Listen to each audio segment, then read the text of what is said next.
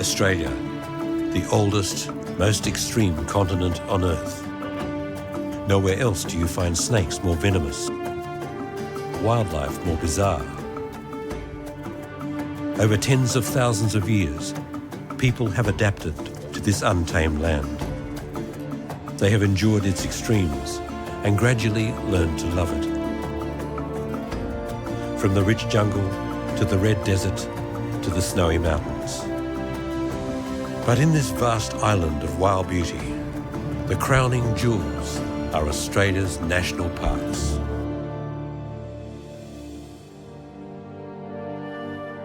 The Great Barrier Reef stretches along the northeast coast of Australia for almost 3,000 kilometres. It's the longest and most extensive coral reef system in the world. Next to it is a magnificent tropical rainforest, extending all the way from the beach up to the mountain tops. Here in the Daintree National Park, established in 1981.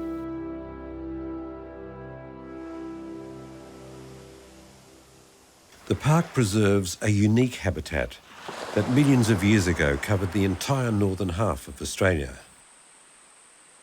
But a changing climate caused tropical rainforest to shrink to 1% of the total of Australian land area. Human activity in the modern era has further decimated it. Over 80% of it has been cleared over the last 150 years.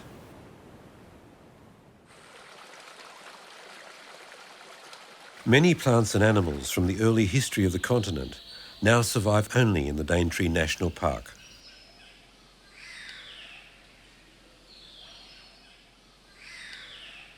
The Daintree Rainforest is a treasure trove for biologists and nature lovers.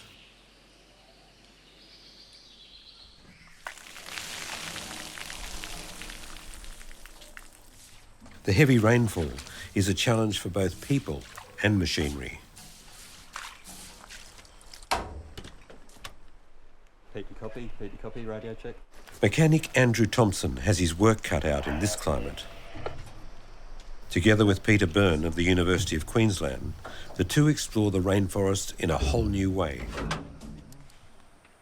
By crane.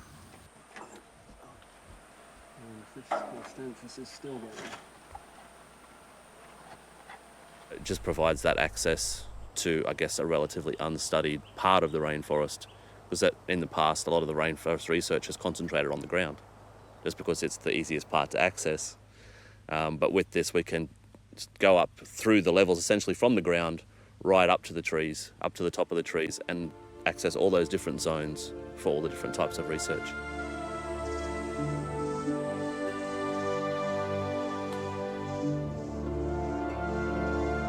The crane gives access to a unique world that scientists have only recently been able to explore.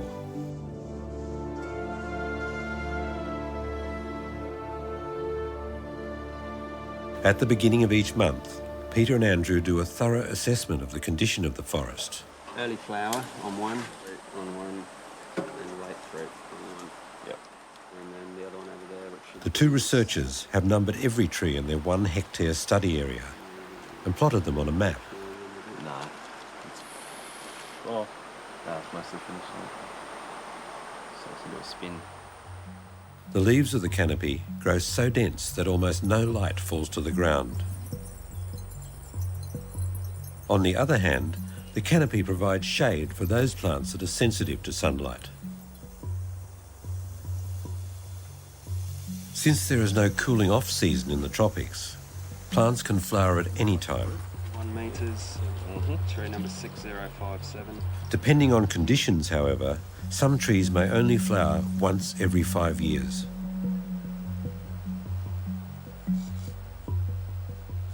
They find many surprising species up here, like eagles. Just looking out now, the baby one. This year was the first time I've seen them nesting. Went up because I have to do my maintenance on the end of the gym, and got to look at the eggs in the nest, and then got to see the 2 little chicks after the painters had left, and I went up just to check out a few things up there again. It was beautiful birds.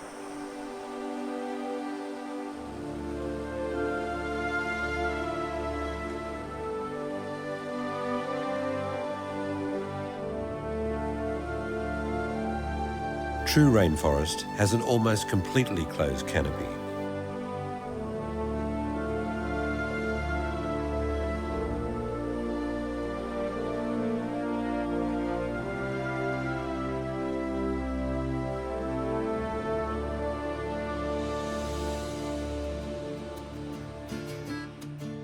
The Daintree River divides the park's two sections.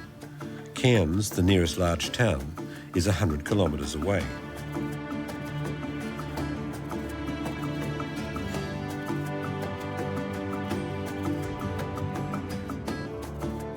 Mangrove forests line the banks of the Daintree River Delta. Mangroves are vital to the entire reef ecosystem.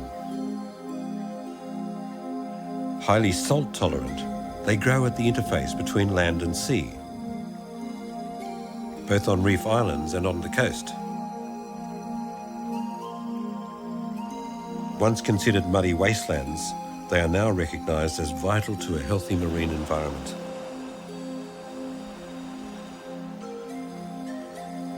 They act as filters, preventing nutrients running off farmland, disturbing the delicate balance of the reef and its lagoons. Unlike soil, mud doesn't let roots absorb air, so mangroves have evolved a creative solution. Their roots grow upwards and, like snorkels, allow the plants to breathe. These are trees that survive against all the odds.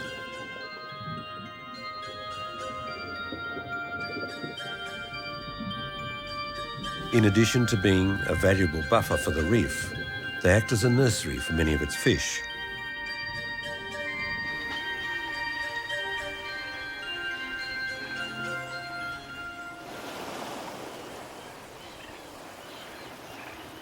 Mangrove's dense branches also provide habitat for many birds.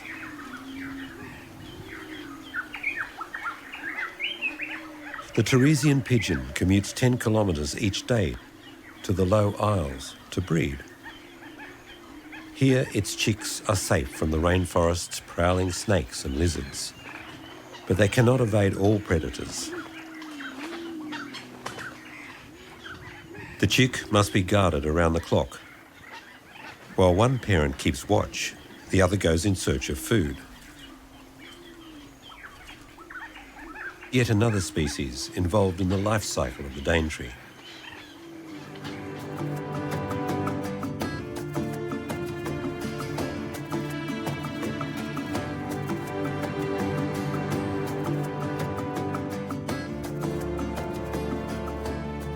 Prawn farms and luxury holiday resorts are pushing their way into the wet tropics.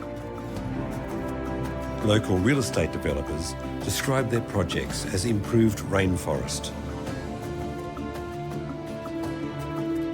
Both the national park and the river are named after Richard Daintree, a geologist who prospected here in the 19th century for deposits of gold and coal.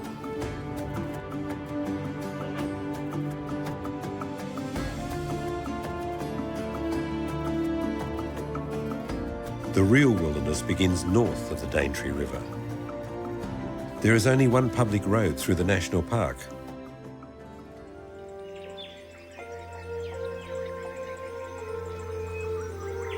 Covering more than 700 square kilometres, the park is a living link to the planet's distant past.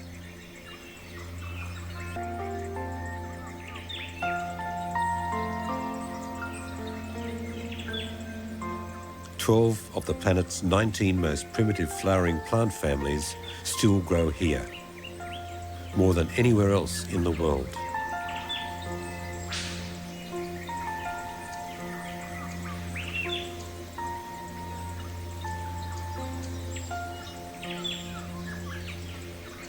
The forest is also home to 30 different reptiles. The Boyd's forest dragon feeds on insects.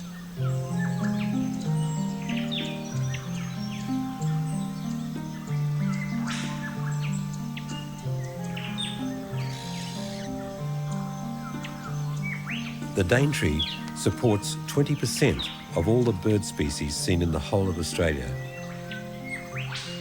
with more than 140 species.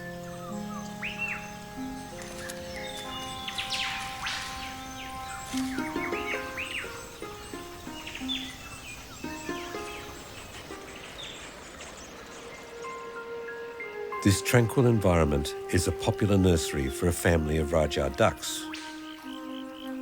They seldom move from the water's edge, where they sieve the mud for worms.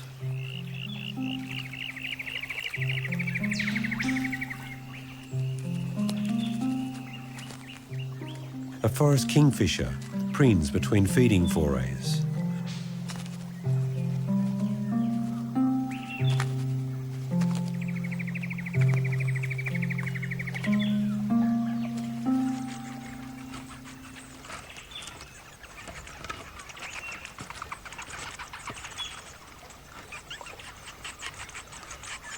These spectacled flying foxes scramble among the understory, feasting on ripening cluster figs.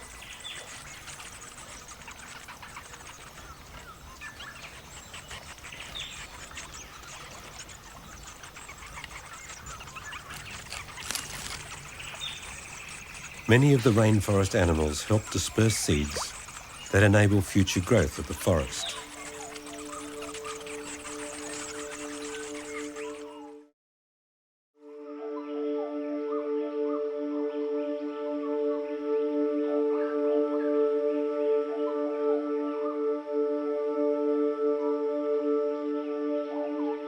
Biologists from all over the world come to explore this once inaccessible environment.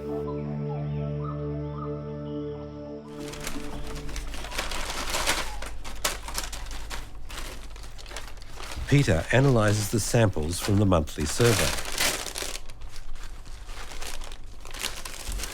The data is sent to the University of Cairns, which is part of an international rainforest research network.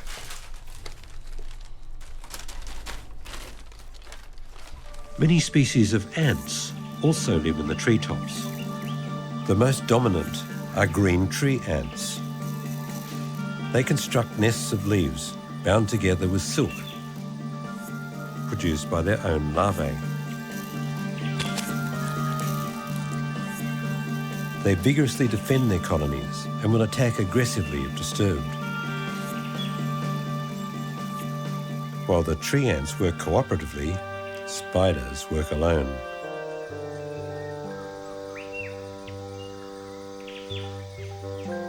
Portia spiders cannibalize other spiders using some clever mimicry.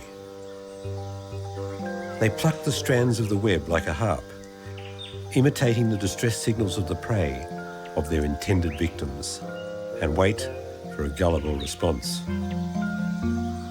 With 6 eyes that can scan 360 degrees, the Portia's vision is far superior to that of most other spiders.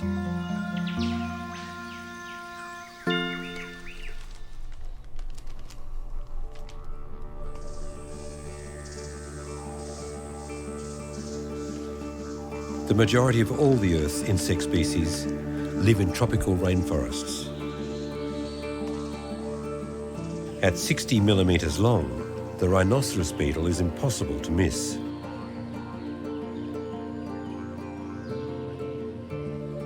The males use their horns to push mating rivals off the branches.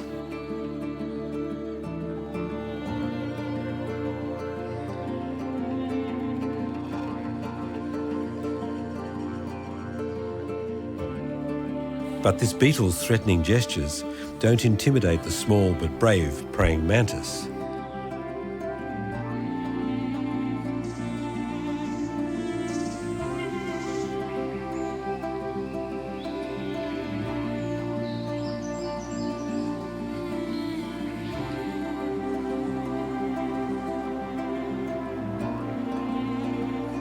It's believed there could be hundreds of so far undiscovered insect species living in the canopy. There's been a study here in the past that looked at beetles, where they trapped insects for 4 years, and they captured 30,000 beetles, individual beetles. And that study found that 30% of those beetle species were canopy specialists. So if you're only trapping on the ground for your insects, you're potentially missing 30% of the beetle biodiversity that's actually present in the rainforest. And that's a large proportion.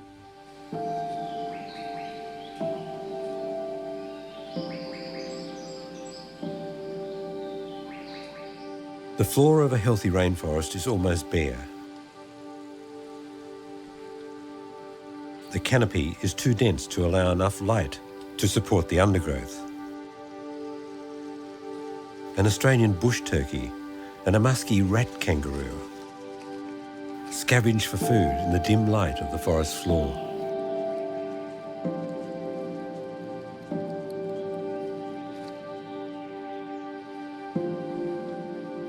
The musky rat kangaroo is thought to be the original ancestor of all the kangaroo-like animals that populate Australia today.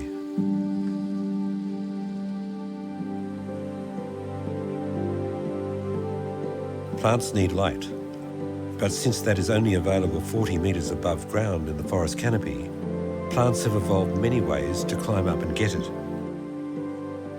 Vines cling to the tree trunks. Aerial roots strangle host plants.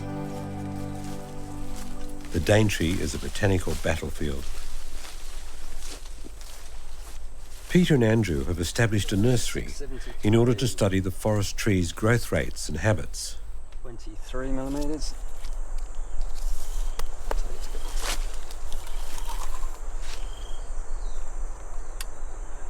143 centimetres. Initially it's just because there'll be a difference between pioneer species, which usually occur on the fringe of the forest, and they'll help generate as the younger trees, which take longer to grow because they normally establish themselves in the rainforest and may well have to wait until a big tree falls down, and the right amount of sunlight will give them a chance to grow. So that mixture of trees that we've put in will just help that natural cycle. When a tree falls, it creates a hole in the canopy. Only then can strong light penetrate to the forest floor. Seedlings have to shoot up quickly before the gap closes again.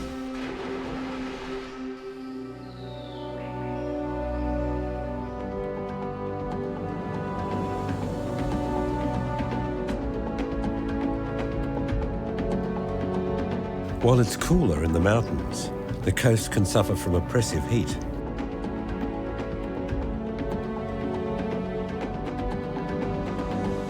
Low tide exposes the corals of the Great Barrier Reef.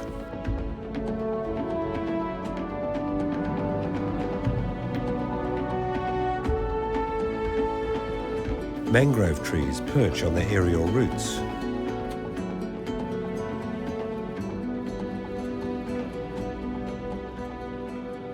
When the tide falls, the crabs come in to feed. Soldier crabs appear from their burrows. The largest males lead the charge for organic matter, washed in by the latest tide.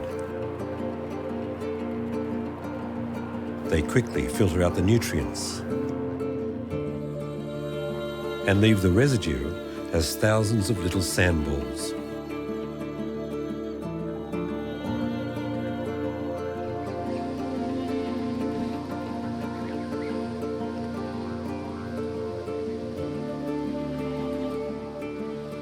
It's rare to see a cassowary on the open beach like this.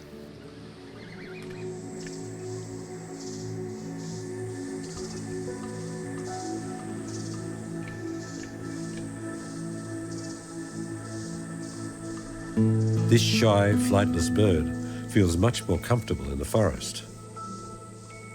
Male cassowaries have the job of raising the young, who stay with their fathers for 9 months.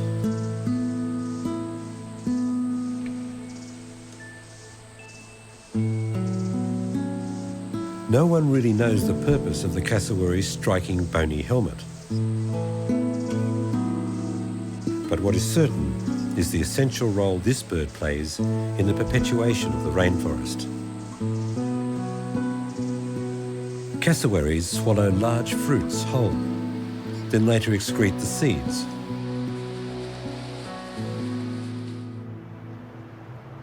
Many of these rare birds are killed by cars. Whether by roadkill or habitat destruction, cassowaries are in danger of extinction.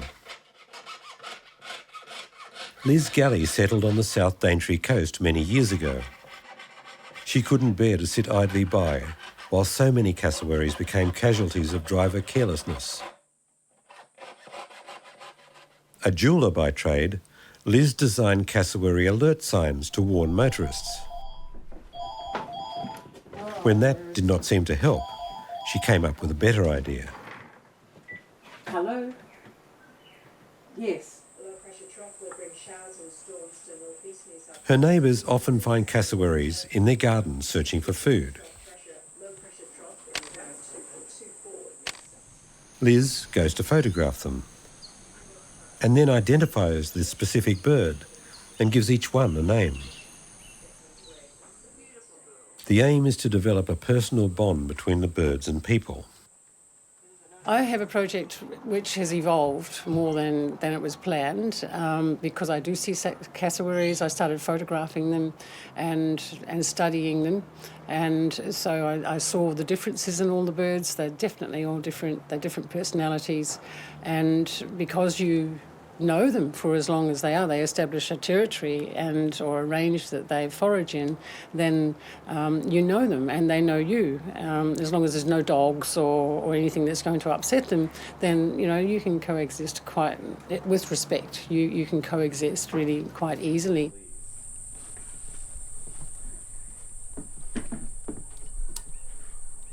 As Liz learned about their allegedly aggressive behaviour, she discovered that cassowaries only attack when they're cornered.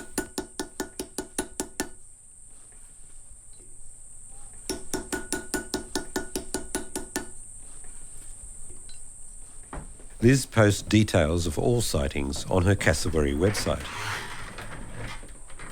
Her philosophy is that the more people know about these vital birds, the more they will learn to identify with and appreciate them.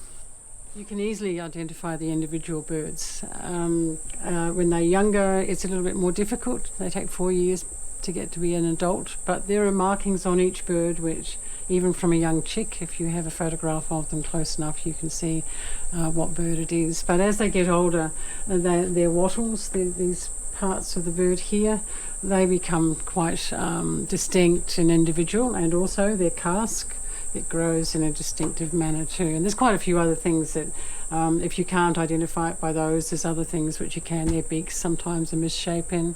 They've got different colour, pigment on their legs or something. There's always something that'll tell you what bird it is.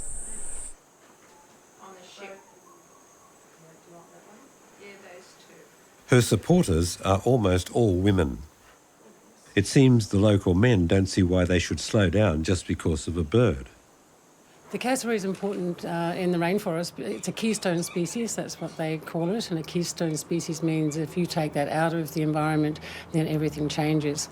So the trees need the cassowaries, and the cassowaries need the trees. Their claws are formidable weapons, but they only use them as a last resort.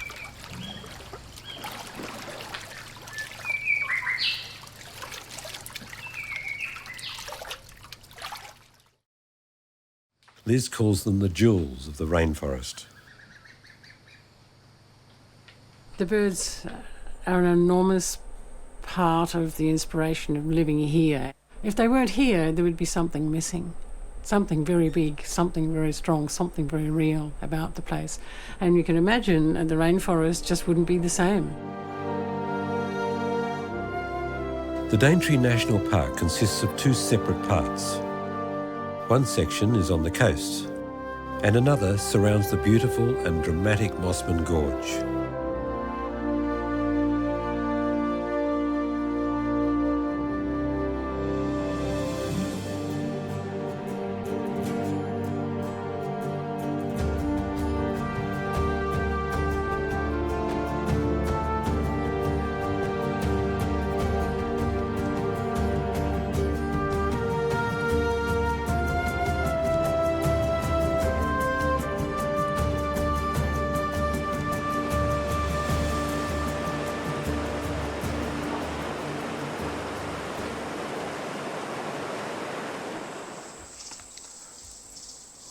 The mountainous part of the forest is the habitat of the tree kangaroos. This curious species is found only in the northeastern part of Australia and New Guinea. Tree kangaroos are not skilled climbers. The theory is that they only took to the trees relatively recently.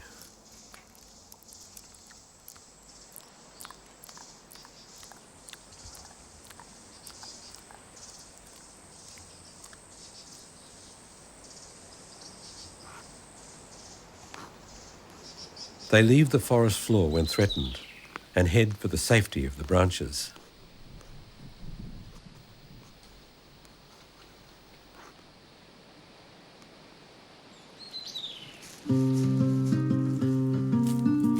Margit Cianelli is the Mother Teresa of tree kangaroos. The German-born resident adopts baby kangaroo orphans and teaches them how to climb. So, mein Kind. Jetzt zeig uns mal, was du kannst. Komm. Hascho. Du musst erst wach werden. Oh, du Arme. Guck mal, da haben wir jetzt doch unseren schönen Stamm. Da übst du jetzt ein bisschen. Da übst du jetzt. Schau. Also der Schwanz ist natürlich ungeheuer wichtig, weil das ist so eine Gegengewicht. Dann ist es auch wichtig, solche Sachen habe ich dann gern. Sie kann nämlich an meinem Arm schon bis zu 15 Sekunden nur an ihren Armen hängen. Länger. Jetzt. Ganz, ganz fein machst du das. Ganz fein. Ja, und jetzt? Was gibt es? Oh, Baumkängurus sind eindeutig nicht fürs Klettern geboren. Also wenn man das mit irgendwelchen Affen oder selbst Possums und so Tieren vergleicht. Also das ist, warum die wieder der Baumnauf sind, ist eigentlich schwer zu verstehen.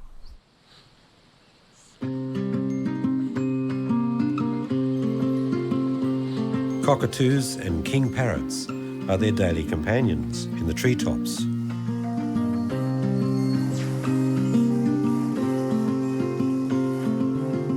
Margit was once a Stuttgart zookeeper. Now she lives here in the forest near the Daintree National Park.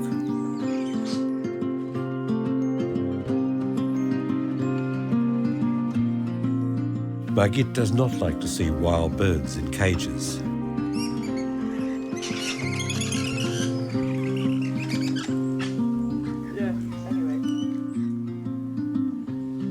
Margit has a spacious house, and she likes to share it with the animals that she cares for.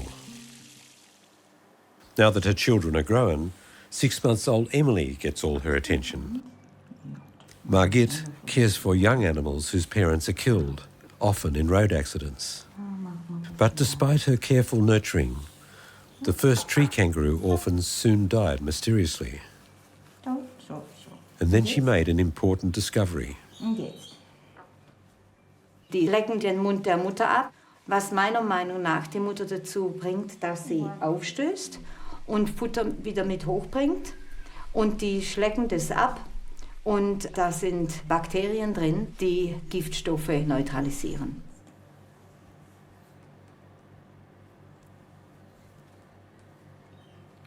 Ich schneide die dann auf und nehme den Mageninhalt da, wo die Speiseröhre in den Magen geht. Dann nehme ich dann halbe Teelöffel weg und gebe ihnen das zu fressen. Stinkt natürlich mordsmäßig. Da kriegen sie auch keinen Gute-Nacht-Kuss. Und ja.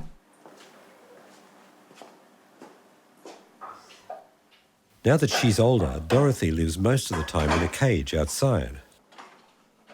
Dorothy ist, seit ich die Emily habe, sehr aggressiv. Nicht nur der Emily gegenüber, sondern auch mir. Also wenn ein junges Weibchen mal 4-, 5-jährig ist, dann ist da ein Riesenkrach zwischen Mutter und Tochter. Und ich nehme an, dass das eben eine ähnliche Situation ist.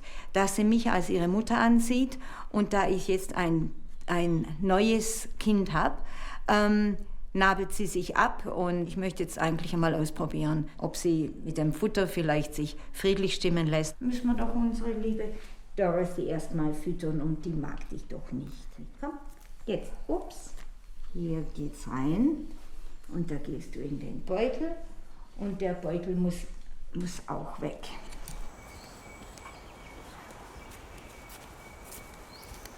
Dorothy had violent tantrums when Emily moved into the house, so Margit had to banish her to the cage.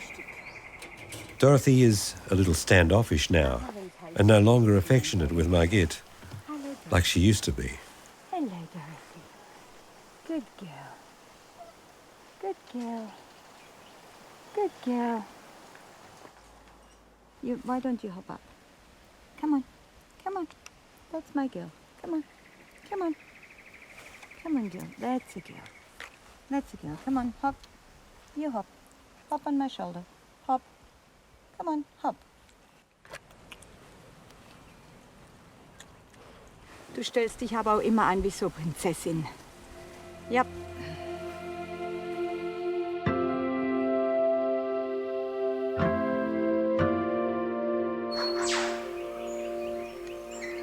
A grown-up foster child arrives early on Margit's doorstep.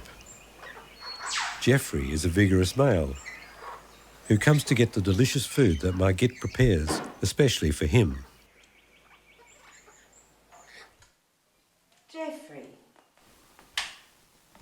Jeffrey.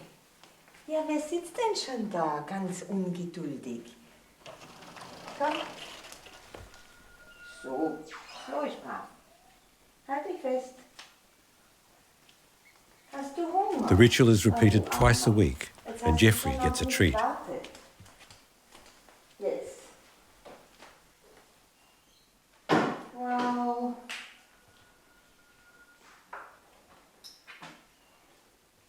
War ich halt nicht gut drauf mit dem Frühstück, hä?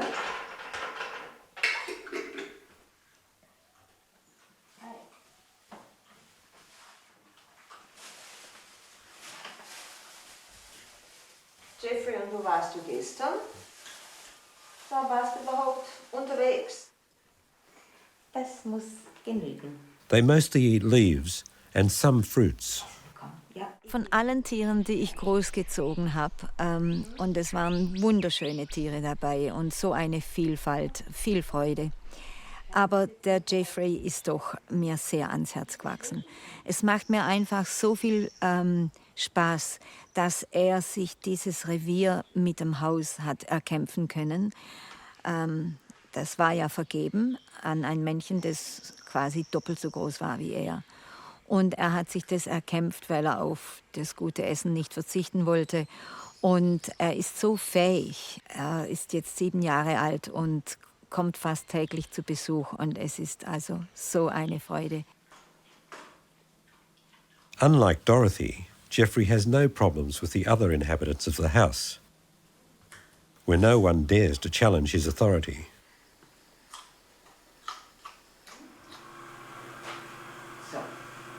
Gehen wir wieder, okay? Jetzt hat sie auch lang.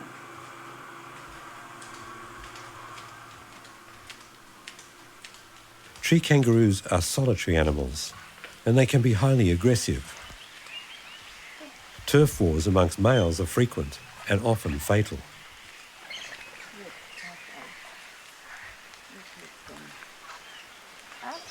Jeffrey's substantial size and power is largely thanks to Margit's special carbohydrate diet.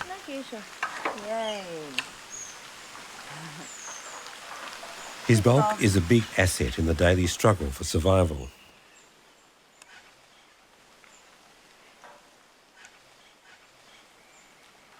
Jeffrey was sexually mature at 4.5 years. Now that he's 7 and in his prime, he no doubt has offspring living in the forest.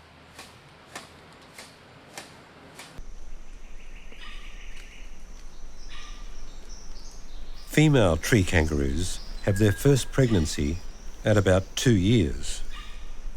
They have a year-round breeding season. Unlike other animals like the Victoria's riflebird, one of Australia's 4 bird of paradise species. These striking birds are famous for their brilliant plumage and their dramatic mating displays.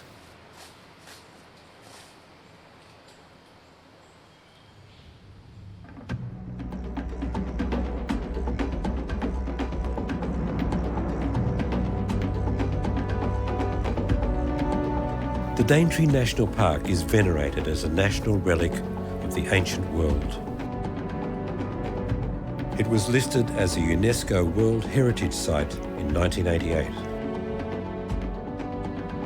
It is the last witness of a time when tropical rainforests covered the entire northern part of the Australian continent, preserving within its borders not only plants but also animals. The Daintree River Delta is inhabited by some living fossils. They once penetrated far into the interior, but now only live on the coast. They live anywhere where there is water, salt or fresh.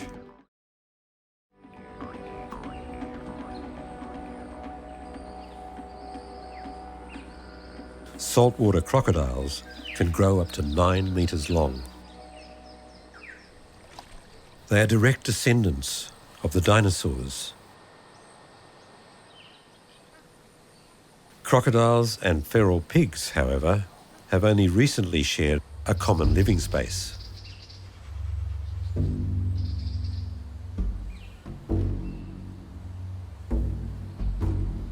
Wild pigs, derived from pioneer domestic stock, are one of the most common and destructive feral pests in Australia.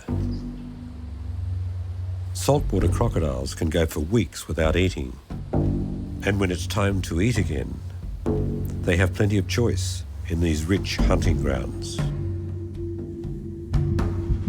Any creature that strays unawares into its watery territory is fair game. Then it strikes with incredible power and speed.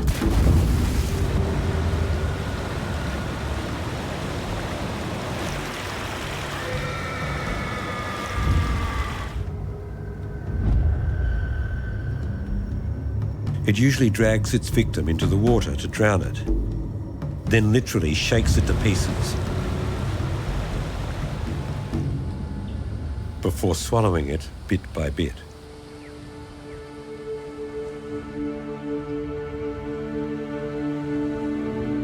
In the lowland forest parts of the Daintree Park, the humidity during the day often exceeds 90%. This builds up through the afternoon when the clouds gather over the forest. The moisture-laden air cools as it rises, causing rain.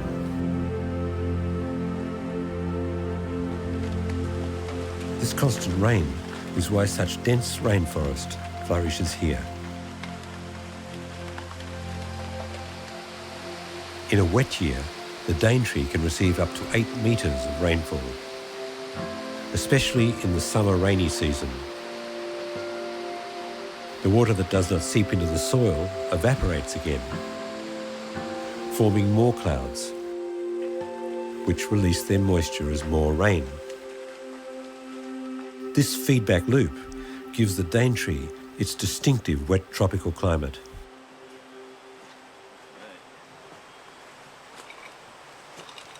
In the tropics, there are no seasons, and few trees are deciduous. Nevertheless, rainforest trees do shed their leaves regularly. By measuring the rate of leaf fall, rainforest scientists like Peter and Andrew can judge the relative health of a forest. The growth rate of the tree trunks gives a ready measure of how much carbon the leaves have absorbed from the atmosphere, a kind of breath test for the rainforest. A violent tropical storm can topple even giant trees, producing light holes that young plants can immediately exploit in order to thrive. Just watch out for that stinging tree there. The gimpy or stinging bush is the reason that Peter and Andrew roam the forest wearing long pants and sleeves, even in the most extreme heat. Well, this plant here is the gimpy stinger, or the stinging tree, and It essentially has lots of little hairs on its leaves that when you brush through it, it gets onto your skin and injects a bit of a venom, which it hurts a lot. It's essentially like a burn. And if you don't pull out those hairs by waxing, then it can actually refire for months afterwards. So it can be painful over and over again for months. So you actually have to wax the area and pull it out. So that's one of the ones that we definitely try and steer clear of.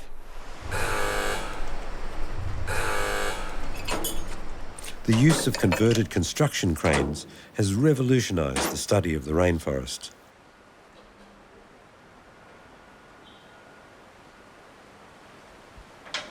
Recently retired by an urban developer, the crane can now be put to a more environmentally friendly use. And this innovation is now employed by forest scientists all over the tropical world.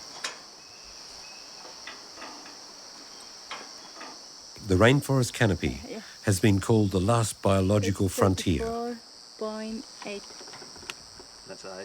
Spanish botanist Maria Torello Raventos is developing a new method of determining the age of a tree without damaging it. I want to develop a non-destructive method to estimate wood density of the trees, because nowadays you have to take a core of a tree, a sample, so you have to destroy the tree. And the method that we are trying to develop is an ultrasonic method. So yeah, that's the purpose of this research. Maria's innovation will help the future monitoring of rainforest biomass, which is the largest repository of stored CO2 on Earth. Maria has discovered that the density of the tree trunks is declining. The total amount of stored carbon is thus decreasing. It's not happy. Cool. 4.8, that's 3. That's 3? Okay. So we finish this 3. Peter Byrne confirms this sobering observation. We had a couple of dry years, so reasonably dry seasons and dry wet seasons, and the rainforest actually stressed and produced carbon dioxide. And that was the first time that's ever been recorded here. So that was quite a big event, because if those sorts of events happen in the future as a result of possible climate change, then the rainforest, instead of acting as a sink for carbon, so storing carbon, it might actually end up producing carbon dioxide, which is not a good thing. Andrew Thompson is responsible for the maintenance of the crane. Andrew was once a sculptor living in London. Now he enjoys life in the wilderness, growing his own food. It's a bit of fun, really, just anything to avoid having to go to the shops too often, but there aren't many veggies that you can successfully grow up here unless you're really onto it all the time. It's either too short a growing season or it's too wet. A few more flowers coming, these will redden up pretty soon. A couple of spring onion, the dill for risotto, stuff like that. It's fresh herbs are a good thing to do. They do go quite easy, a basil and mint and Vietnamese mints if you like stir fries. So yeah, and a few other friends have got different things in, so yeah, you can always swap a bit here, swap a bit there.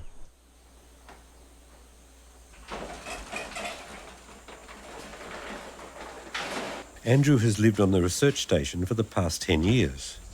I first came to the area on a 1-year work visa from England. I had a friend who owns one of the restaurants locally, but he was living in Cairns at the time. He brought me up here, we did a bit of hitching and camping, and I've always really appreciated natural landscape and the outdoors. I was lucky to be born in Africa and had 10 years there, so for me it was, I'm quite comfortable in a more remote area.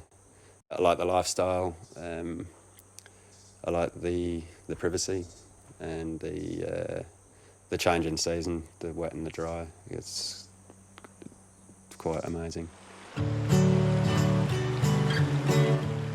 The beauty and isolation does have a price. Given the rough, wet terrain, a pickup truck is essential, even for small errands.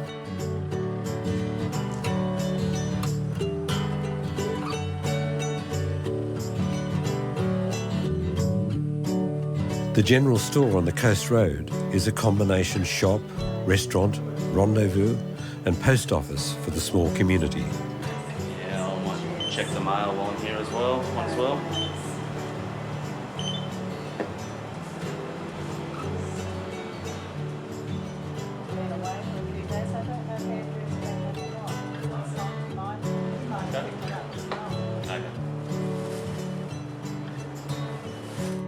The research station's bulk supplies are delivered monthly. Peter and Andrew's private passion is the royal and ancient game. Every Tuesday is golf day. They have fashioned an informal course around the research station. The game is played with great seriousness and according to the local rules. And golfing success comes as much by luck as judgment. Club member Digby explains the philosophy. So it's a bit like taking golf back to its roots, where it used to be played in the rough ground between the beach and the inland. So you'd be playing in the rough and the dunes and the sand scrapes. But that's why it was called a links, because it was the link between the beach and the inland. So it's sort of taking golf back to how it used to be, before the manicurists got into it. A particular challenge of this course are the blind approaches, where trees completely obstruct lines of sight to the greens. We are allowed to have your eyes open. What, 4 holes where you can't see the green from the tee? But that's okay, you know where it is. Everyone loves a challenge.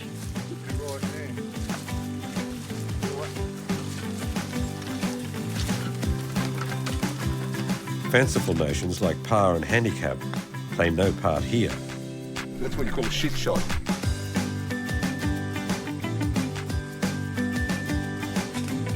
One stipulation, however, is enforced. No one is allowed to wear shoes on the green.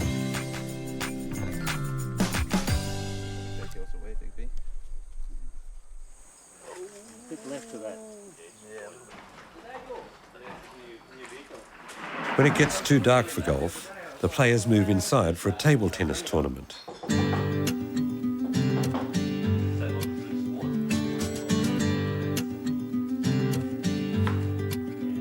Peter's barbecue evenings are legendary amongst the small rainforest community, where social life is limited.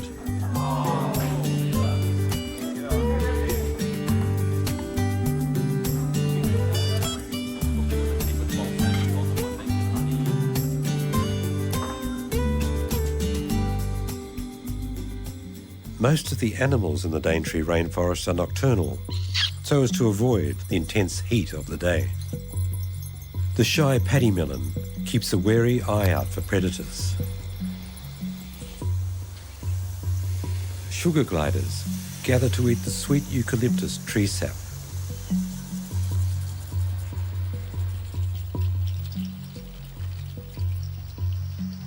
By sunrise, the animals have all gone to their daytime resting places.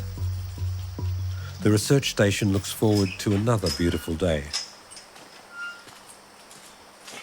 On days like this, Andrew knows that a working life doesn't get much better.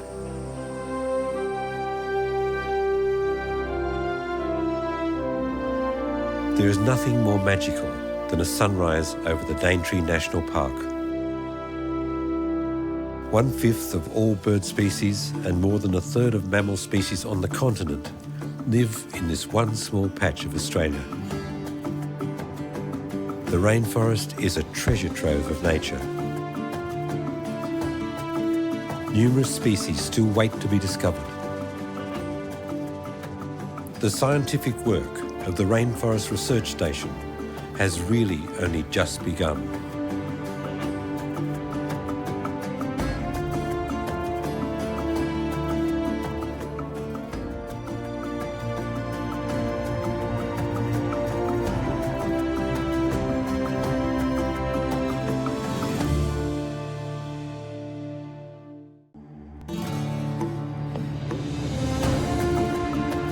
Australia, the oldest, most extreme continent on Earth. Nowhere else do you find snakes more venomous, wildlife more bizarre, Over tens of thousands of years, people have adapted to this untamed land. They have endured its extremes and gradually learned to love it. From the rich jungle to the red desert to the snowy mountains. But in this vast island of wild beauty, the crowning jewels are Australia's national parks.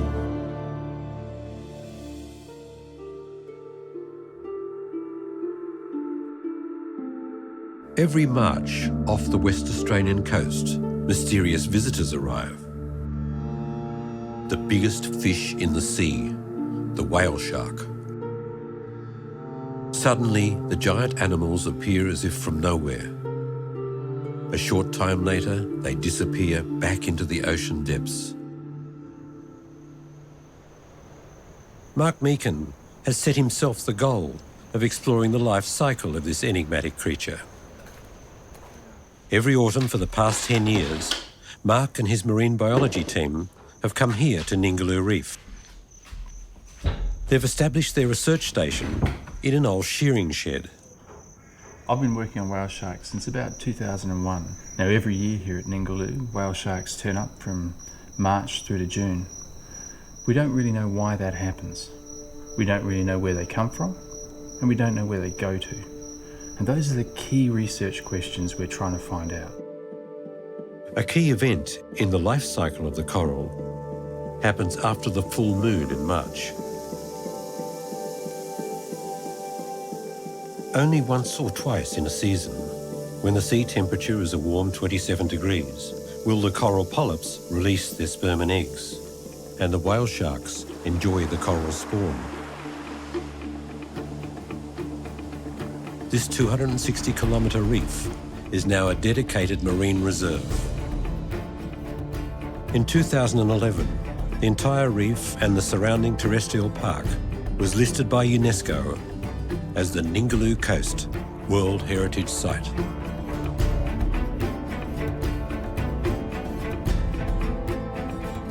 Ningaloo Marine Park is extremely close to the mainland coast.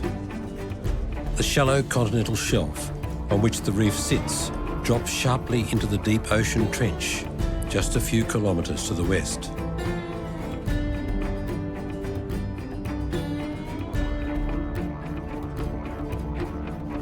Despite the calm, shallow water, it's hard to spot the giant fish from a boat. The team needs an aircraft. Hey, g'day Rollo. It's Mark Meakin here, Ningaloo Station, mate. Yeah, we've got a good day. Can you put the plane up for us, mate? Yeah, excellent. Overhead at Ningaloo Station at about 11 o'clock. Cool, mate. Fantastic. See you then. Ciao. Mark has put together a dedicated team to study the life cycle of the whale shark. As a professor of marine biology, his enthusiasm for his subject inspires staff and students alike to make this extraordinary animal the focus of their professional lives.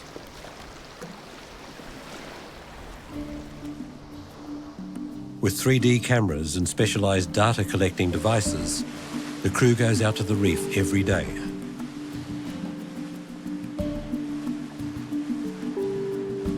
This year, the effort is to understand the animal's longevity and how fast they grow.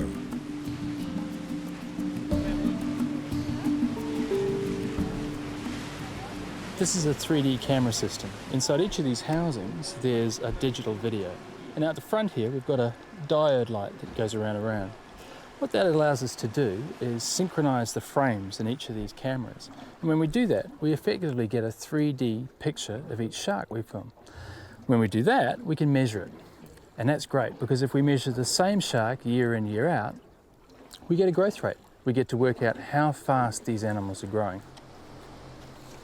One of their most important research tools is a combination camera and radio transmitter. The device collects a range of important information about the whale shark's movements once they leave the protected waters of the reef. This is a camera system for the sharks. It's much more than a camera system though. Here's the camera here, but inside the body of it, it also records the exact position of the shark. It swims with the shark and in 3 dimensions records just how the shark is moving. Not only that, it also records temperature, depth, salinity, oxygen, a whole bunch of other variables that'll tell us why the shark is doing what it's doing. So it's not just recording the shark's movement and seeing down there for us, it's also telling us why the shark is doing it. The reconnaissance aircraft reports the first whale shark, just 200 metres from the boat. Roger that, Jackie. You've got a whale shark at 10 o'clock at 200 metres, yeah? Mark, we've got a whale shark. 200 metres, 10 o'clock. The aircraft will try and keep track of it. Have you got it in sight still, Terry? Yeah, it's still there on the surface at 8 o'clock. Still at 10 metres. Terry, can you run us up on that? It's around at our 8 o'clock. Go, go, go.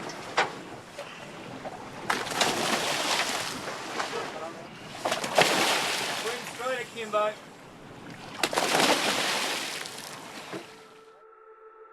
Ningaloo Reef is a highly complex ecosystem that plays a key role in the life of whale sharks.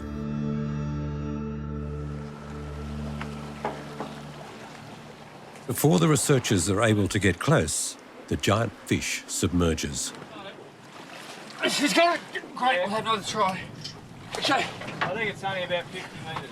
Right. About 12 o'clock. It was a whale shark, but we didn't get on it. It dived. Plane's got it again. It's just over there. We're going to have another go.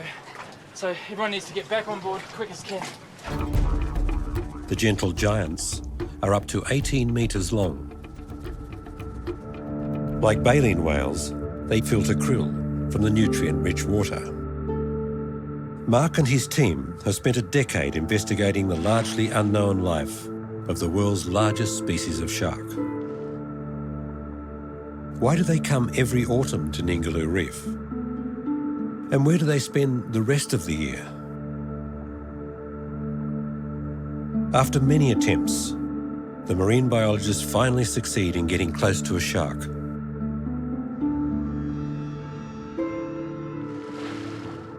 The heavy 3D camera requires a lot of time and effort to shoot spatial pictures accurately.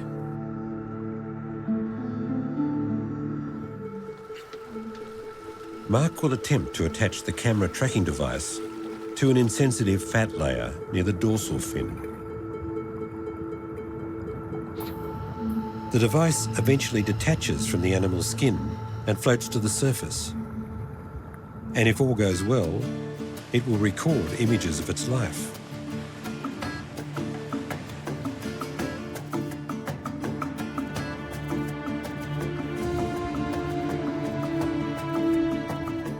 Since the 1990s, the western peninsula of Shark Bay has been cut off by a 3-kilometre-long fence to form the Francois Perron National Park.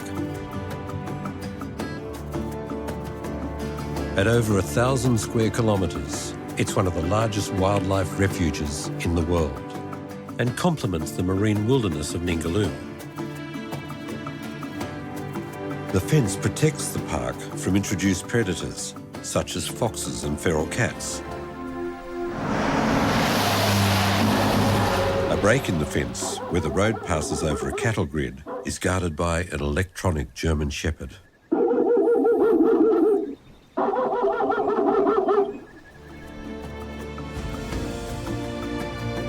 There's a battle going on to save native animals that have almost been completely wiped out by feral predators.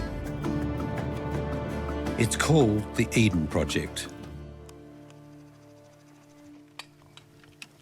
Nicole Godfrey has spent the past 12 years tending to these rare marsupials, some of the last survivors of their species. Nicole nurtures these endangered banded hair wallabies that can only survive in the sanctuary of the park. We've tried reintroducing them here on Perron Peninsula inside the fence, but they're very, very predator sensitive. The reintroductions failed. Hair wallabies are the last surviving subfamily of the short-nosed wallabies. Until the arrival of the Europeans, they occupied the whole western part of the continent. The animals were breeding successfully when we released them, which meant that the vegetation had recovered enough for them to be able to do so. But unfortunately, they're very predator naive. Look at her, she's very cute and fluffy and very small, and they basically will sit there and look at a cat or a fox as it walks up to them and stalks them, and they won't even realise what's happening. With introduced European predators excluded, the national park will become a new home for the hare wallabies. The refuge is named after the French explorer and zoologist Francois Perron, who himself was a would-be predator, plotting to take over Australia from the British. He arrived here with the French explorer Baudin in 1801. But Perron was planning an invasion of Port Jackson.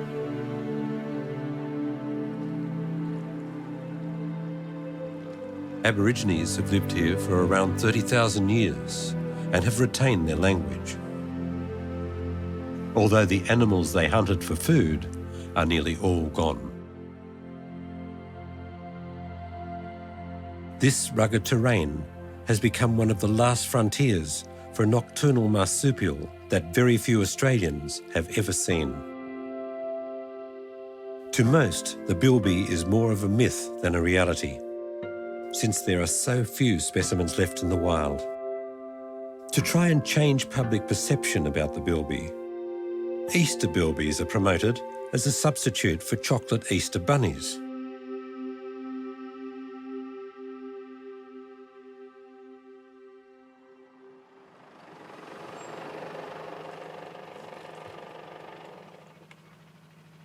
Bilbies are the main attraction for visitors to the Eden Project breeding facility.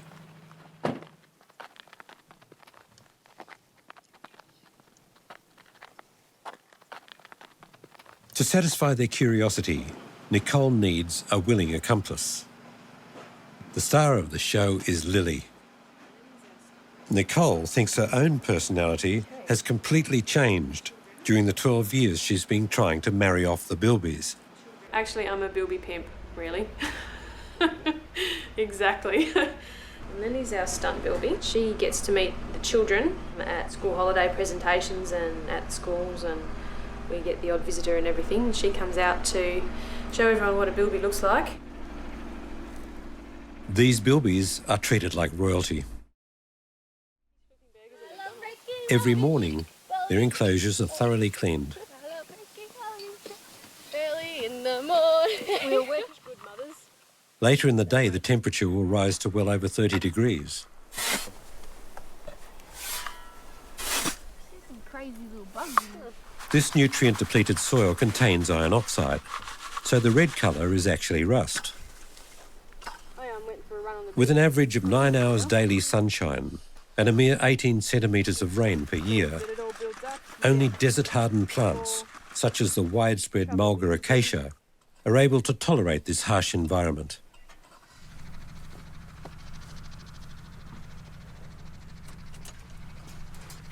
Life here is marked by peace and serenity, the heat, the red sand, and seclusion.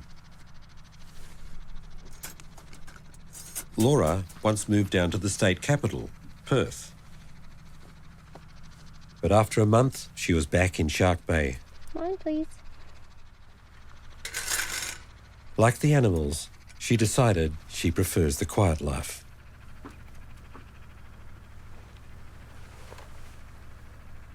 These wallaby females will be tested for pregnancy in the morning.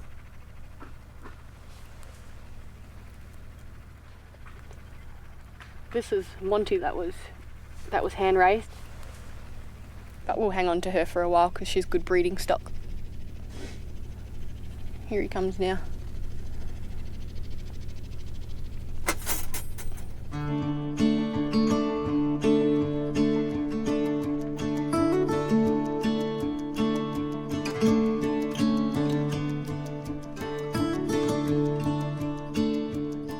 The Perron homestead was a sheep farm for more than 100 years.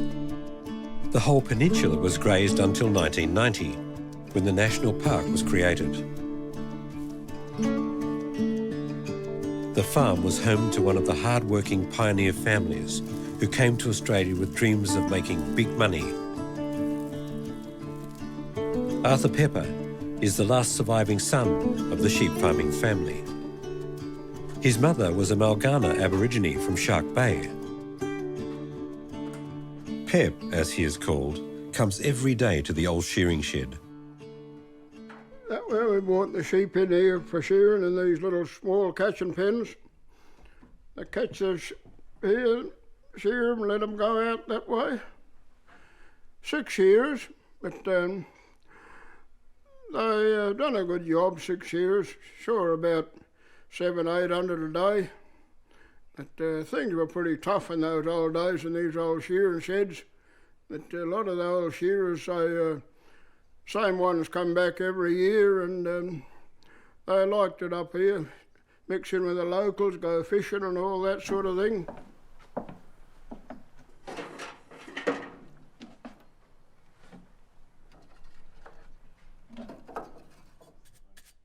Twice every year, the sheep shearing was the big event. That little machine, much the same as cut your hair. Go on here.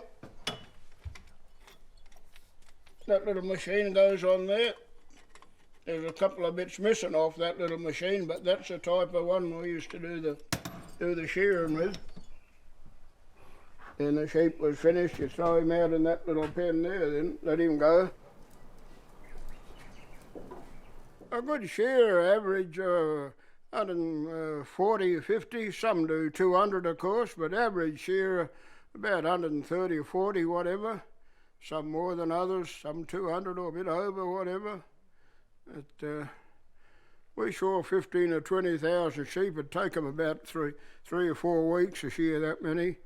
Looking at about 700-800 a day. With the farm abandoned, the house has now become a museum of European pioneer life.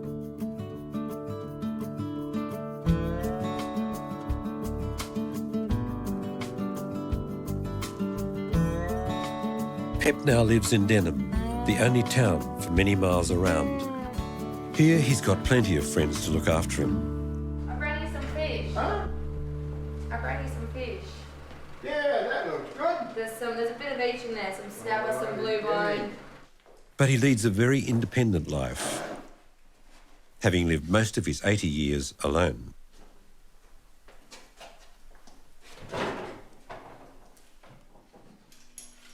Pep fondly remembers the good old days when friendship was of a more fundamental kind, when all you needed to survive in outback Australia were some basic instincts and a rabbit trap. He gets a good pension, but a life of luxury has no interest for him. What really counts are his memories of a happy childhood with his white father and an Aboriginal mother. Yeah, that's my old father, legendary bushman. A family there, mum, dad, all the kids, sisters and their husbands. Yeah, this little house here, that's where we lived when we were kids there. Looks a bit rough, but it was a good little home to all of us. We had a good relationship there. As kids, we all lived good together. Our mother and father was good to us kids. What difficult conditions we lived under in those days, but we were happy living there. We had plenty of pets and that. I had a couple of Shetland ponies and a dog and pet sheep and goat.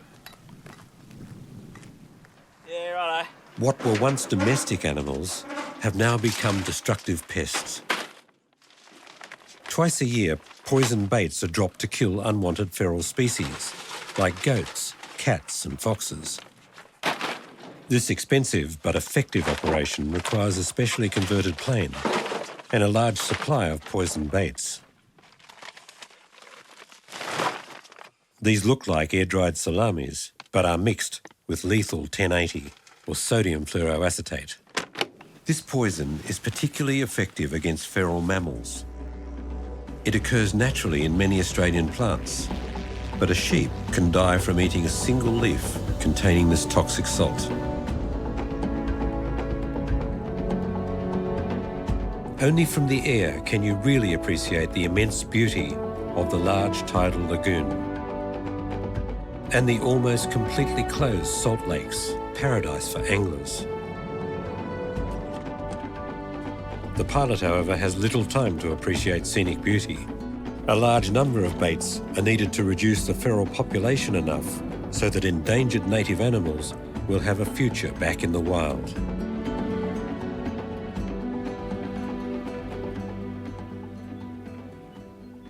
It's morning, and Nicole checks for pregnant females.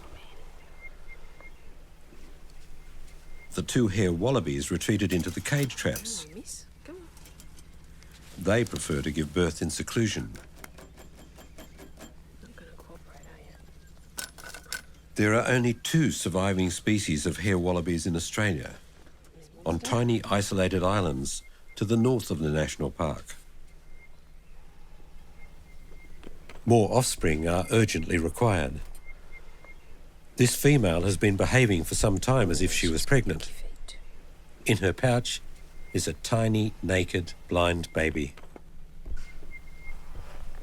Medicine? You should be looking fabulous again. You should be looking like a supermodel.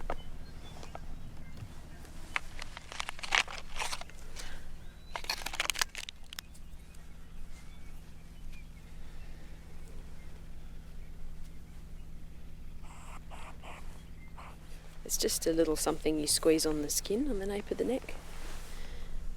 It's actually for puppies and kittens. I have a pretty good result actually in terms of joeys. We've got nine banded hare wallaby pairs, and of those 9 plus a couple of extra females, and of all of those I think there's only 2 females that aren't breeding at the moment, so pretty happy about that.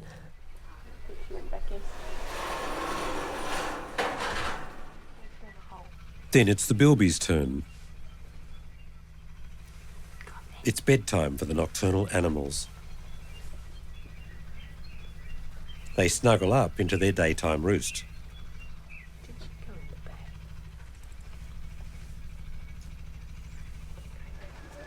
The animals sometimes develop infections. This is my happy face. In the wild, the animals eat medicinal plants to heal their wounds. Here, Nicole must resort to the pharmacy. The other show bilby is named Pepper, after Arthur Pepper. And unfortunately managed to get a secondary infection in it, which we've been treating. Can take a long time to heal bilby feet when they get injured. Right, ready by time. And now it's time for bed, until the next visitors arrive to admire the bilbies.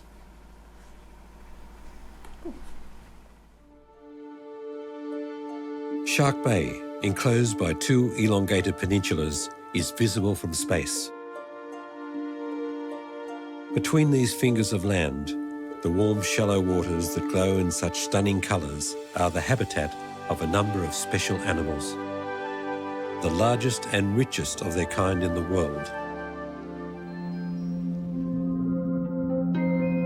This is seagrass, and it feeds a very particular type of cow, the dugong, also known as the sea cow. It's rare elsewhere, but it thrives here. There are some 14,000 dugongs in the bay, the greatest concentration in the ocean.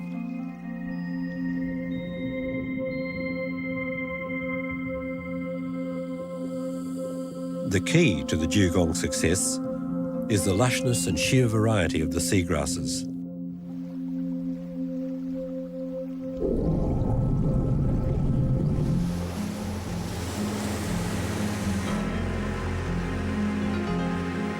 Today, the cows are being rounded up by marine zoologist Dave Holly and his team. Dave's mission is to locate and protect prime dugong habitat. Because dugongs forage over such large areas, the best way to discover their favourite spots is to track them by satellite. But first, the 300-kilogram animals must be fitted with radio transmitters.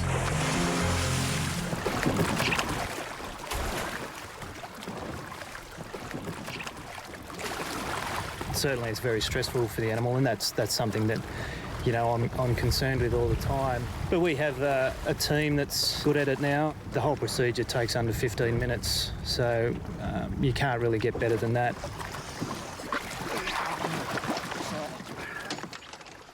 While Dave attaches the transmitter, at the other end, the dugong is having his whiskers shaved.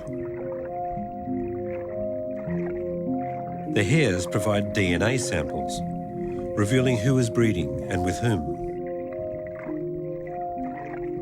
It's no easy task, especially when a venomous sea snake joins the party.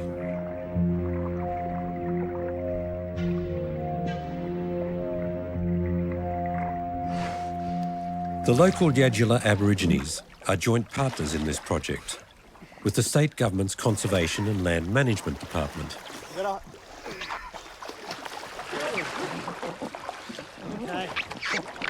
All right. Ready?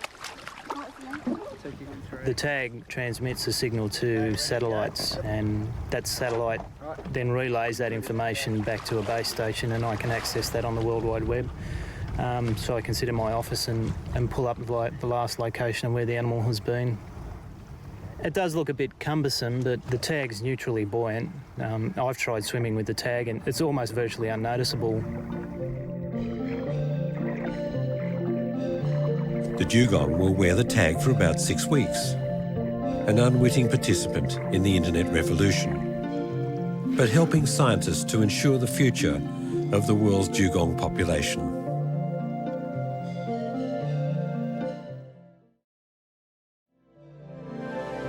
Green sea turtles also inhabit these waters during the year, and the bay is a favourite breeding ground for the giant manta rays. Despite their imposing size, manta rays are harmless filter feeders. With a wingspan reaching 5 metres, they cruise the shallows.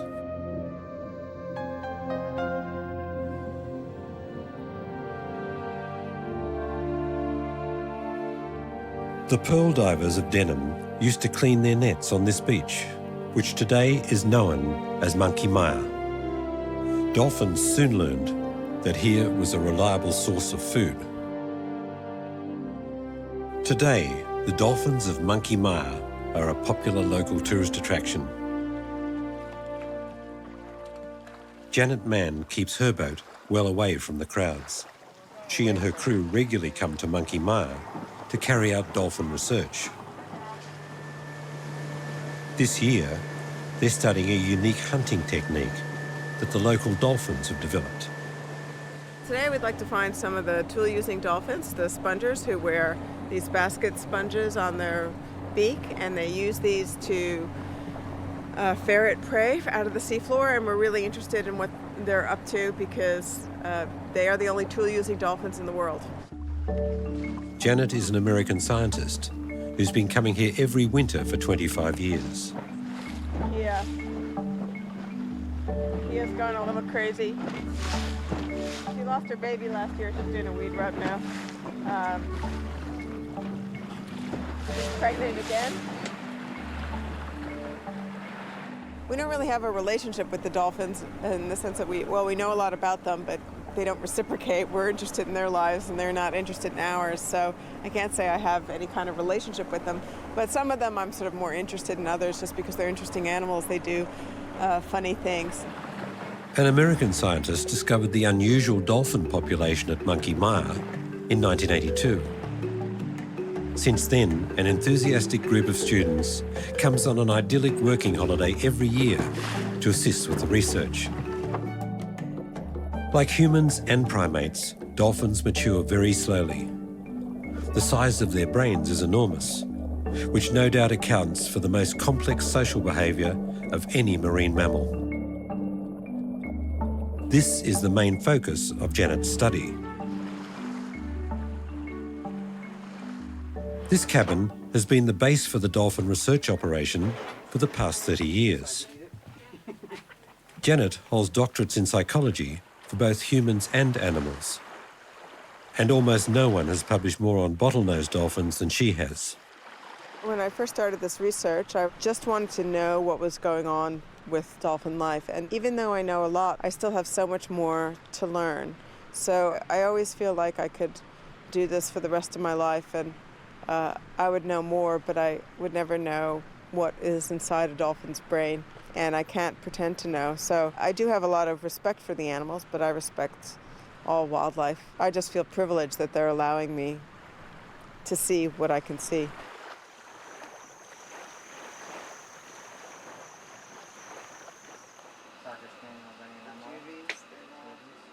Recently, Eric Patterson has become a valuable team member. Not only because he's doing his doctorate on the dolphin's unique hunting method, but also because he's an excellent cook. Bibi and Phoebe are doing fine, and apparently Mimi and Pee-wee are Mimi is fine, and Pee-wee's fine, and... I think I meant to put that back. Okay. It wasn't run away, it was... Northwest Blowy just took off right for her, and I was landing the boat, and I was just yelling, "Get out of the water, get out of the water, get out of the water." And she was just standing there. She was about a 14-year-old girl. She didn't know what was going on. And I said, "You." She looked at me. I said, "Yes, you. Get out of the water now." And she just jumped back out of the water. And the blowfish beached itself, going after her, like landed right at her feet with its jaws going like this, like this. And her dad came up and ran down. And I landed the boat, and I picked up the oar, and I just pushed the blowfish back in the water. And he started yelling at me, like, "Why didn't you kill it? Why didn't you kill it?"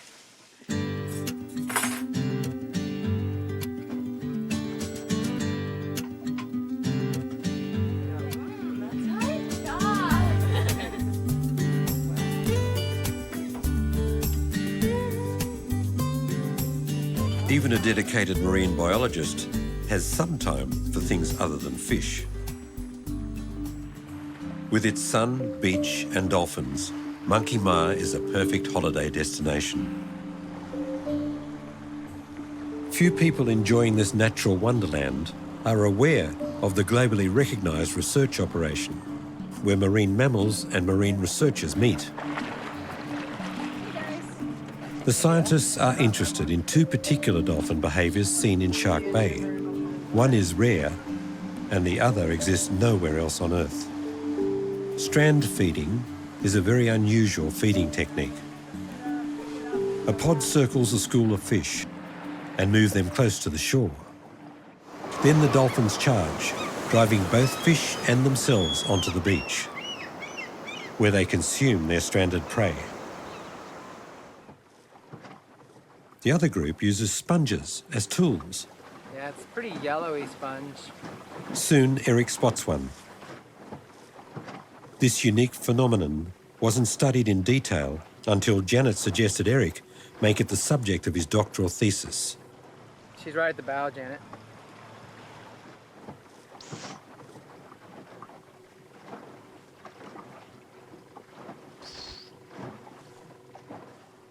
It's female bias. We have 7 male spongers, but we've had about 48 approximately female spongers. And the female spongers that do it are interesting because most of the sons of spongers do not become spongers, but virtually all of the daughters of spongers become spongers.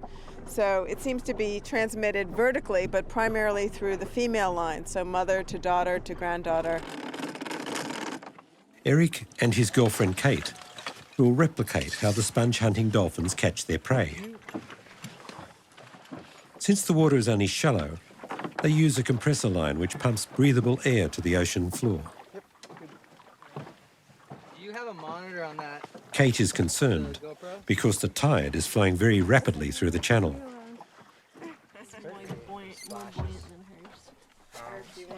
It seems to be pretty strong. We're anchored, but it's going to be kind of a drift dive that we're floating along because the current's so strong.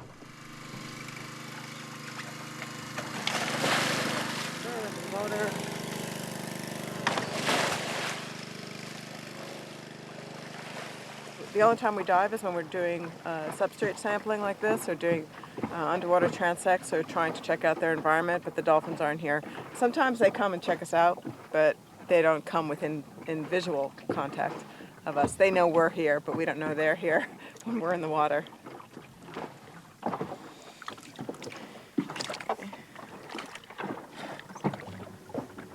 With Janet monitoring the flow rate of the ebbing tide, Eric and Kate mimic the snout of a bottlenose dolphin as it uses a sponge to churn the loose sand.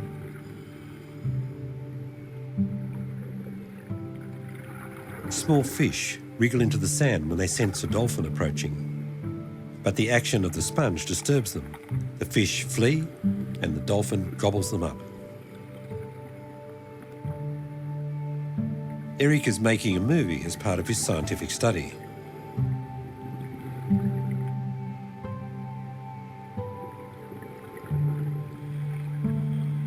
Finally, he collects a sample of the sand to learn about the habitat of the dolphin's prey.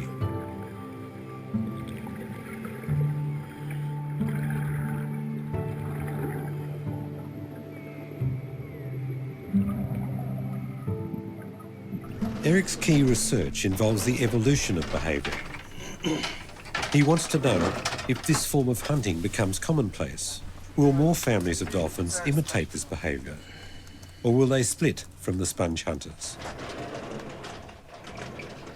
If significant numbers of new dolphins learn this adapted behaviour, this could be the beginning of a completely new theory of speciation. They use the tools, and that's probably because it's just a different way to make a living. So there's a whole bunch of different ways to forage in Shark Bay, but it is the only case of tool using in any wild cetacean that's well documented. Dolphins in particular have such large brains, you sort of would expect them to use tools to some degree, comparing it to, say, primates or chimpanzees, great apes that are the other main tool users that we see.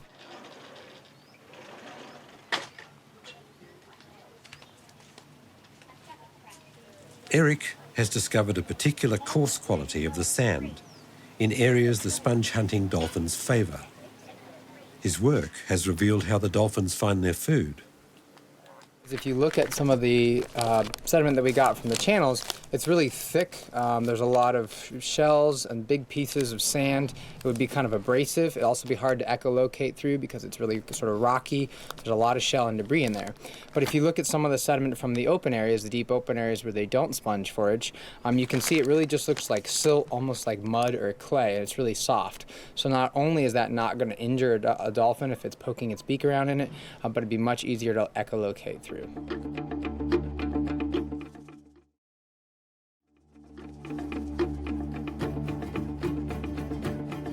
For millions of years, the sand has blown from the east over the rust-red rock bottom.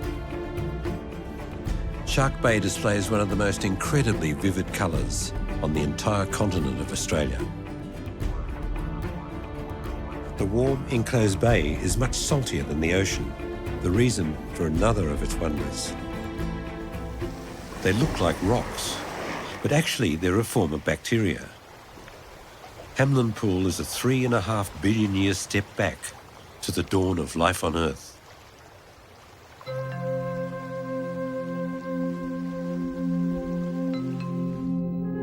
These are stromatolites, the work of cyanobacteria, single-cell microbes, one of the earliest forms of life on the planet.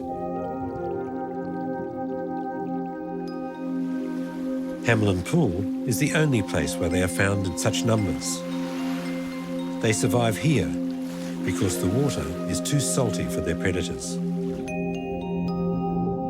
Nonetheless, growing just 1 millimetre a year, they are vulnerable. A camel wagon was driven through here over half a century ago.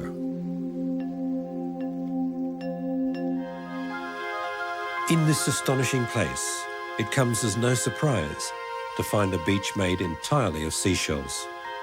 They come from a small mollusk, the cardiid cockle. Like stromatolites, its predators can't bear the salinity, so the cockle thrives.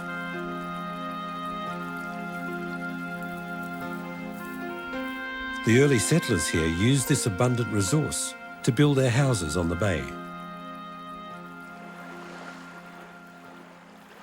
The crystal clear waters reveal more surprises from above. In the deep bays of the peninsula, the colourful salt is harvested in pens. Shark Bay is an important home for many bird species, like the ospreys, which saw the wind rising off the sloping cliffs, patrolling the coast in search of a meal. And the pied oyster catchers scour the tidal flats for food.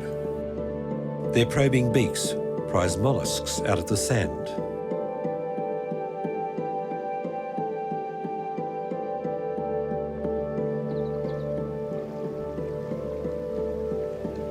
The ruddy turnstone, a migratory bird, rests here on its 10,000-kilometre return flight to Siberia.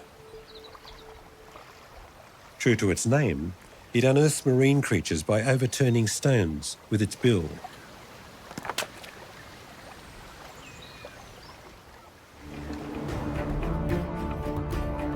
The breakers roll in from the Indian Ocean to smash against Dirk Hartog Island, named by a Dutch navigator who landed here in 1616 and decided not to stay. When he left, he affixed a pewter plate to a post, now known as the Hartog Plate.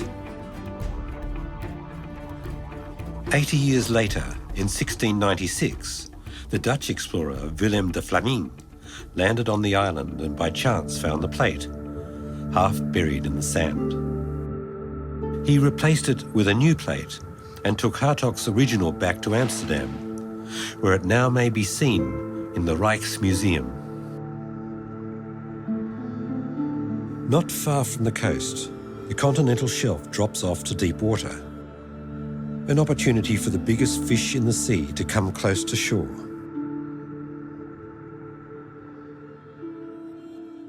In spite of many failures, Mark Meakin comes back year after year.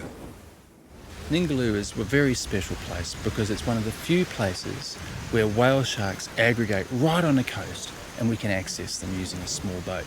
That's fantastic. It's provided amazing insights into the lives of these animals. We've been able to put cameras on them and follow the sharks underwater using these camera systems. The information back from that's been incredible. We've seen the daily lives of whale sharks at the bottom of Ningaloo Reef. No one's ever done that before. Recently, the team managed to attach a camera to a whale shark. They hear the intermittent beeping of one of their transmitters. Is it one of the animals close by? Or is it one of the devices that has broken free and floated to the surface? Now it's time to try and find it. Oh yeah. That's nice. That's really strong. We got it. We got it, baby. Come to Papa.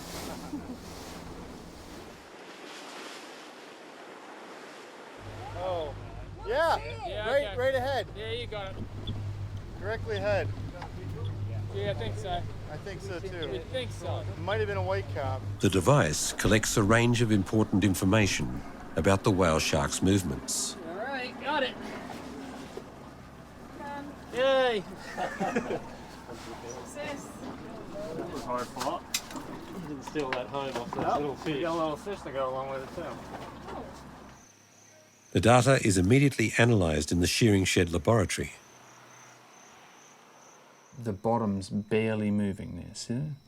And it's hard to know though because you may be a fair way up off the bottom. Oh, they're going then! Bye-bye, baitfish. So we see here the trevally have just started to devour the baitfish. They chase them all over the body of the shark. And the shark clearly doesn't like the attention of those things, them hitting the sides of its skin. And it's heading straight up to the surface. Here you can see the sun coming into view. So it's heading directly up to the surface. Now it's stopped, slowed down, and it's sinking backwards. And we can see the camera dragging along the skin of the shark. So you can see what's happened to the baitfish. We have somewhat less than we started with. Now the whale shark's relaxing, it's starting to come back into a more normal posture, and the trevally back.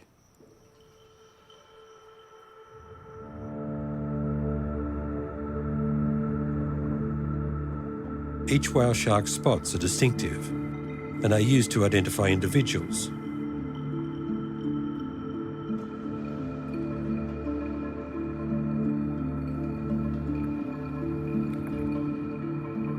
Some animals are very docile. Mark is feeling for small crabs that attach themselves to the shark's mouth.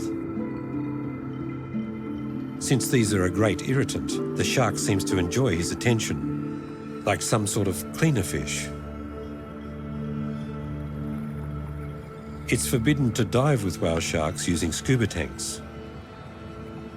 Mark reaches the limit of his breathing capacity. Such cooperative behaviour astonishes even the most experienced of marine biologists. Well, that was pretty amazing.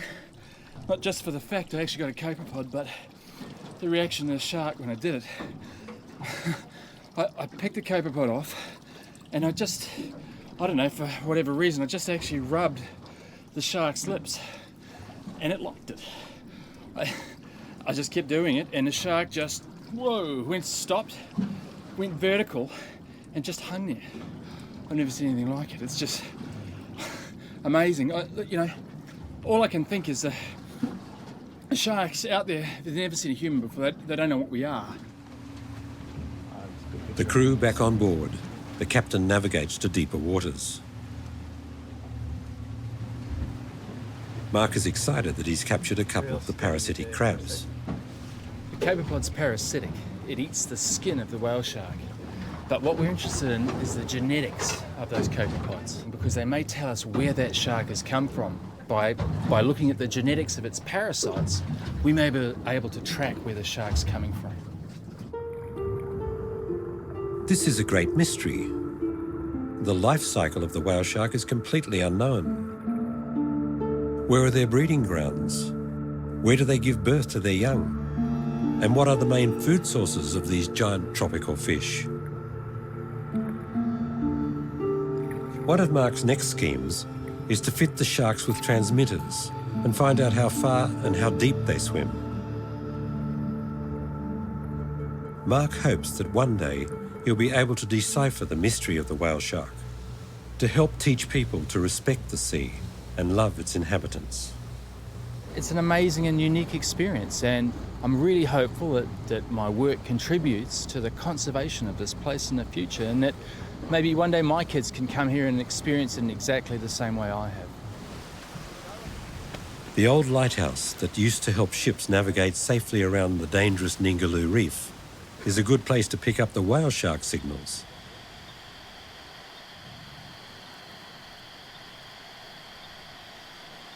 If all goes well, this one will send back information for months about the depths of the ocean, a mysterious world that there is still so much to learn about.